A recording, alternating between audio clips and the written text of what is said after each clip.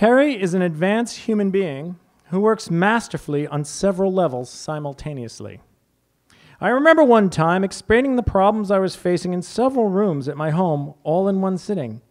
Then I remember seeing him act sort of like a computer. I knew I needed to be quiet and just wait for him to process all the info I had conveyed to him. Not only was he filtering all that info and running it through his many ways of problem solving, he was applying the years and years of experience, education, expertise to my problem with rooms. Now it's true that you meet all kinds of your average aging hippie meditation retreat at a meditation retreat, which is where I met Terry. But some folks stand out just a little more clearly than others, which must be said about Terry or no one at all. So, ladies and gentlemen, Terry Cline.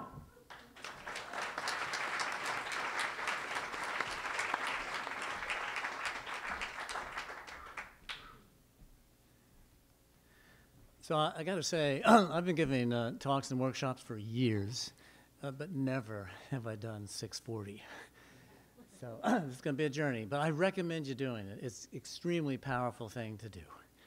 So I think we'll go. So my passion, and the reason I'm here tonight, is to talk about how architecture can be a health resource and how architects can be healthcare providers, helping more people put to better use their available resources. And we're headed right now to that white van. Is the next slide coming up? Bingo. So the whole idea behind this is words slipping out of my mind, memory gone. I can't remember what I was going to say at all about this.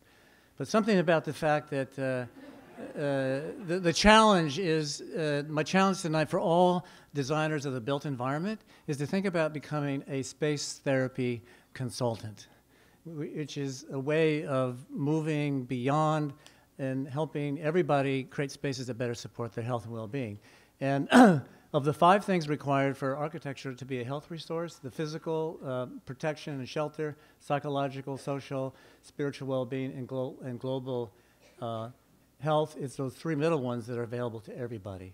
And a couple of tools I'm going to share are available are the horizon line, which seems to always follow where our eye goes, whether standing, this person is sitting watching, the cat nearby, and over here is the bluebird not yet seen.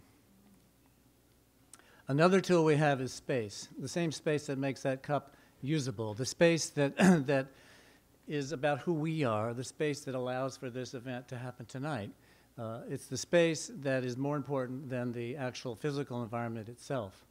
And it's the manipulation of the space that everybody has a possibility of using, whether we're using cardboard boxes or high-end furnishing. So it's not about what it looks like, it's not about the cost, it's not about the style, it's about the space itself and whether the space supports desired behavior patterns.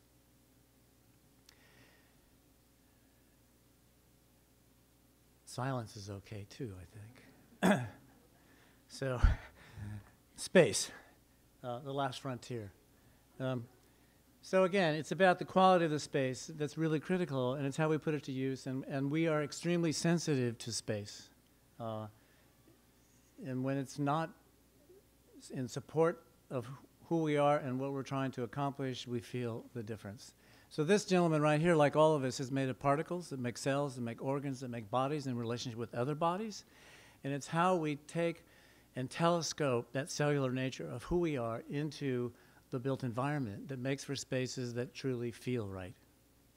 So the question is, how does this individual, with his or her personal space, relate to the furnishings in the space within that room?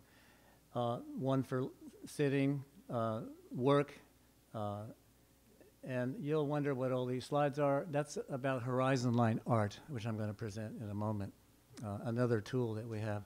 So here's an example of a subspace, a cellular space, another cellular space, another cellular space, created by implied vertical planes. The edge of the carpet has an implied plane. The top of the picture frames has an implied overhead plane below the ceiling plane. So that's a subspace within the main space, as there's a subspace over here within the main space. So again, it's a cellular connection to the human being.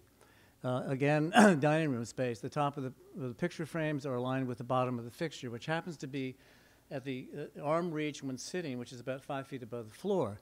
For the guy standing, it happens to be at the door head height, which is about 6'8". And if you can create an implied overhead plane by the installation of artwork at the same height and horizon line art, where the horizon line of the artwork is actually at the eye level of the person standing, you, as the outdoor view would be, you have just created a way of honoring the viewer as well as creating a virtual window. So you can think about ways of creating virtual windows and the necessity of that. So if we were to dissolve and be able to see through these walls, you would notice that this person sitting would see the horizon line exactly where his eye level is, as well as the piece of artwork that's been installed at that height. So in a way, and the top of the frame happens to be at the height of his extended arm, which creates an implied overhead plane. And so the nature of horizon line art, the art in science, is about breaking away from the 2D arrangement approach to the 3D experience approach. It's a way of breaking out of the box.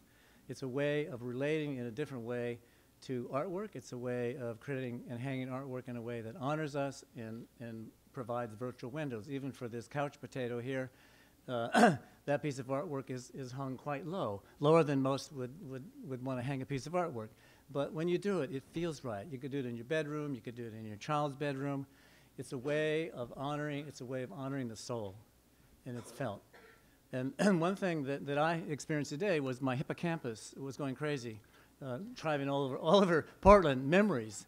And the hippocampus is the thing that drives a thing called spatial dependent memory, which we're all subject to. And Churchill said, we create our spaces, and then our spaces create us.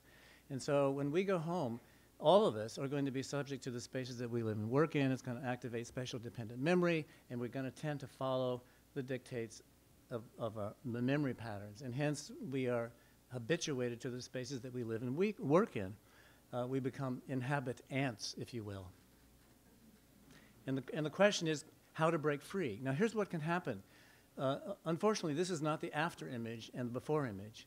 This is the after image, and this is the before image. Some of you may know this boat, but that boat has the right kind of lighting. One area is lit for reading, one's for sleeping, one's for necking, social interaction. It's built for community, and that other boat has a ton of SDD, space deficit disorder, which is prevalent everywhere from birthing centers to dying centers to jail cells to classrooms to living rooms to bedrooms to boardrooms. And this is an example of a consultation, 2-hour consultation using existing furnishings to create a subspace in the kitchen that supported the human dynamics because the young girl that sat at the table in a non-defensible seat was the most insecure person in the family. So we're back to the beginning again. If you're interested in learning more, there's a lot of available empirical evidence that's coming out, and there's a lot of architects and interior designers that are really starting to use the whole behavior-space connection. So check them out, and if you're interested in changing your life, change your space. Thank you much. Thank you, Terry Cline.